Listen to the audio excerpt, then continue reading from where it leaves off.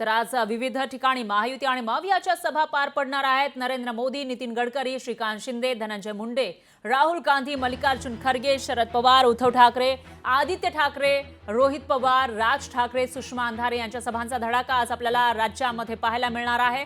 तर काहीच दिवस उरलेले आहेत प्रचारासाठी। 20 तारखेला आहे मतदान आणि त्याच्या आधी 18 तारखेपर्यंत प्रचार करता येणार आहे। त्यामुळे दिग्गज नेते, राष्ट्रीय पातळीवरचे आणि त्याचबरोबर राज्यातले मोठे नेते हे प्रचाराच्या मैदानात उतरलेले आहेत। त्यांचा सभांचा धडाका दिसतो आणि त्यामध्येच देशाचे पंतप्रधान मोदींची सभा आज आहे।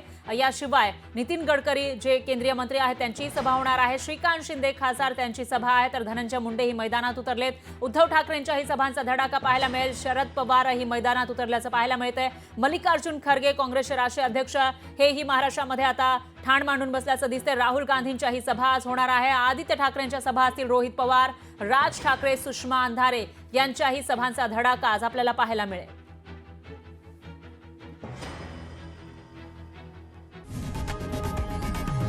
लोकशाही मराठी ऐका, पहा, जागरूक रहा।